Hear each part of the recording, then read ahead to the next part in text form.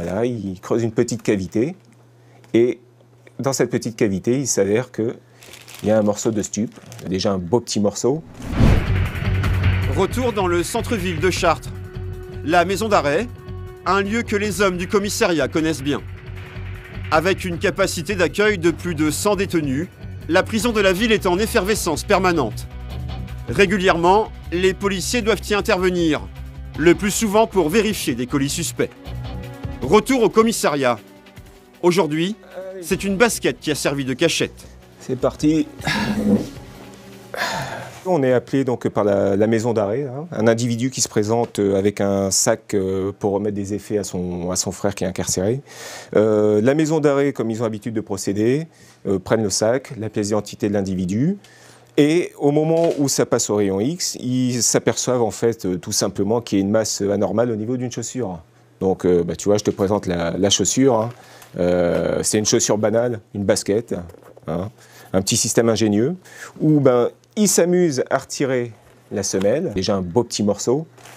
Et ça, donc, c'est prévu pour être mis à un individu là-bas à la maison d'arrêt qui s'arrangera sûrement ou pour sa consommation personnelle ou alors pour revendre à d'autres détenus. C'est une manière, en fait, c'est une manière de faire passer du stup en prison, quoi. Je pense que c'est une manière peut-être un peu plus adéquate de faire passer de la matière stupéfiante que d'envoyer ça par-dessus les murs. Je pense que si c'est vrai qu'il n'y avait pas la vigilance des matons, ça pourrait très bien fonctionner. Lancer son colis par-dessus les murs de la prison, cette méthode toute simple reste encore la plus utilisée. Sur Internet, l'on trouve des vidéos de ces fameux envois. On y voit des complices ravitailler en toutes sortes d'objets les prisonniers. Et la prison de Chartres n'échappe pas à ce fléau. Donc là, on est rue sur le côté de la maison d'arrêt. En fait, c'est côté promenade. Il y a deux côtés de promenade, dont celui-là. Et en fait, c'est là que tous les week-ends, pas mal d'individus jettent des colis par-dessus le mur d'enceinte. Histoire d'approvisionner les détenus, quoi. Comment ils font un peu concrètement? Et généralement ils arrivent en voiture ou des fois ils posent la voiture un peu plus loin, ils arrivent à pied. Généralement il y a un individu qui se met là à l'entrée de la rue et qui surveille un peu. Un qui se met un peu plus loin et il y en a un qui a le colis dans la main qui vient, qui balance par-dessus le mur d'enceinte. Voire des fois il monte sur les toits des voitures en stationnement et il balance par-dessus, quoi. Depuis cette rue, c'est tous les week-ends que des colis sont lancés derrière ce mur. La police a décidé d'agir. Ce matin, les hommes du commissariat sont en plein briefing. Ils montent une opération pour débusquer les fameux lanceurs. L'objectif, c'est d'interpeller des individus balançant des colis. Là, ce qu'il faudrait faire, ce que vous arrivez à faire, c'est créer un piège pour que dès qu'ils sont rentrés dans le piège, une tenaille. Ce qu'on a, c'est que si le mec est tout seul ou à deux, pas de souci, on fige la situation. Voilà. Voilà, s'ils sont plusieurs, s'ils sont quatre et qu'on est que deux. Moi, ce que je veux, c'est que vous figez la situation. Vous faites ce que vous voulez, vous figez la situation, vous faites descendre personne, vous bloquez les 4 portières, et que nous, moi j'arrive en courant, d'après moi je vais venir en courant, et que Seb ait le temps d'arriver, quoi. Ouais. Qu'on ait de la sécurité, quoi. Car cette opération peut être risquée. Ils sont donc une douzaine à être mobilisés. Sébastien et Stéphane partent ensemble en mission. Ouais, sortie du ciel, hein, donc effectif 3 fonctionnaires. On se rend donc au secteur de la maison d'arrêt. Hein. On monte un dispositif de surveillance sur les jets d'objets illicites à introduction dans la maison d'arrêt. Le plan est simple. Pendant qu'un policier va faire le guet devant la prison, Sébastien et son coéquipier se mettent en planque dans une ruelle adjacente. Tu enlèves tous tes écussons. Donc là maintenant le but c'est d'être le plus discret possible. Ouais, on essaye de se fondre un peu dans la masse et on attend que ça se passe, on attend que le collègue nous donne les instructions, quoi. En espérant que ça se passe bien, en espérant que ça morde aujourd'hui, quoi. On verra bien. On croise les doigts. Et maintenant, l'attente. Une attente qui peut être longue. La promenade des prisonniers dure 2 heures, entre 15h et 17h. C'est dans ce laps de temps que les complices lancent leur colis. Qu'est-ce qui balance les gens là qui viennent à la maison d'arrêt? Ça dépend, des téléphones, du stup, des cigarettes, du déodorant, beaucoup de choses comme ça. En fait, à la maison d'arrêt, ils peuvent se fournir, pas des téléphones ni du stup bien sûr, mais ils peuvent se fournir des déos, des cigarettes. Le seul problème, c'est qu'il faut qu'ils payent. Et ils n'ont pas forcément envie de payer. Donc il y a toujours des copains, eux, qui viennent les jours de promenade balancer par-dessus le mur. Oh, tu sais, ils balancent pas de gros sacs. Hein.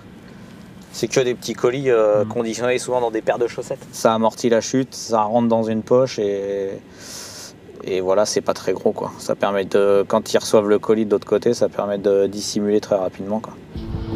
Cela fait 1h30 que le duo patiente. Et pour l'instant, rien ne bouge. Quelle heure la fin de promenade? Il ne reste que 15 minutes avant que les prisonniers ne rejoignent leur cellule. Sébastien reste aux aguets.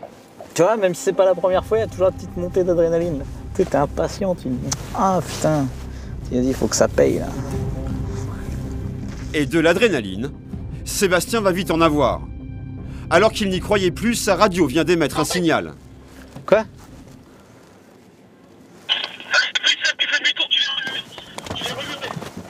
Des individus ont été aperçus en train de lancer un colis.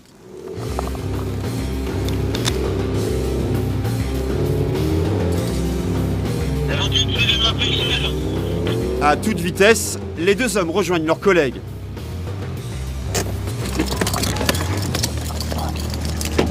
La voiture des suspects a déjà été stoppée. Il faut maintenant maîtriser ses passagers. Et en ne sachant pas à qui ils ont affaire, les policiers ne prennent aucun risque. Les deux arrière en priorité.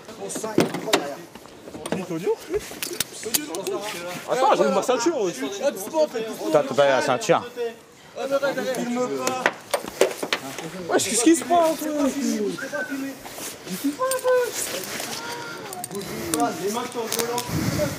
J'ai fait quoi?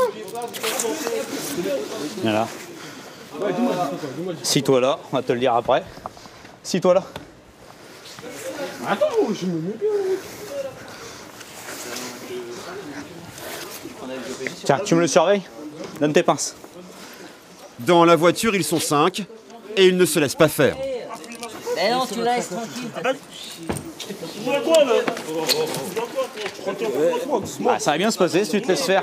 Tu donnes tes mains, puis on en parle pas. Tous clament leur innocence et affirment ne pas comprendre le motif de leur arrestation. Mais les policiers ne sont pas dupes. Ils sont sûrs de les avoir vus jeter un colis par-dessus le mur de la prison.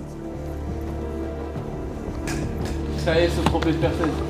On n'est pas là par hasard. Hein. Pas là par hasard. Bah non, c'est pas un hasard si on est là. Je crois que vous êtes trompé de personne. Moi je crois pas. Sébastien et ses collègues peuvent être fiers d'eux. Leur opération a bien fonctionné et la planque a porté ses fruits. Bah 5 interpellations pour les jets de projectiles à la maison d'arrêt. Voilà, c'est toujours ça de fait quoi. On n'a pas travaillé pour rien. Les 5 interpellés sont amenés au commissariat et accueillis par le major Martin.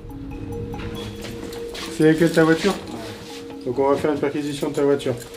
Accompagné du propriétaire du véhicule, le major va procéder à une fouille minutieuse de la voiture.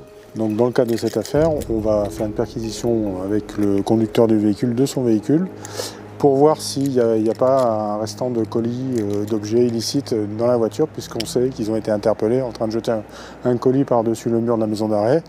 Donc ça fait partie des investigations qu'on mène pour l'instant. Alors, qu'est-ce qu'il y a dans ce carton? Rien. C'est qui ce téléphone?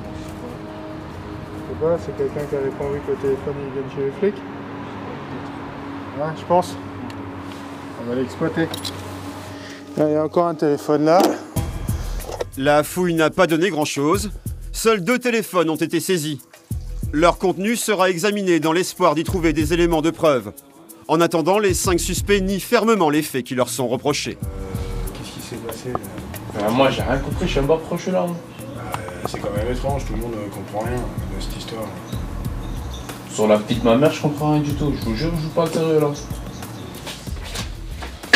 Je vais vous notifier votre placement en garde à vue. Donc la garde à vue, vous connaissez le principe? Non, je connais rien, je connais pas le principe. Vous avez déjà été placé en garde à vue? Si, une fois il y a longtemps. Les auteurs présumés sont placés en garde à vue et passeront leur nuit en cellule. Ils sont séparés pour éviter toute communication.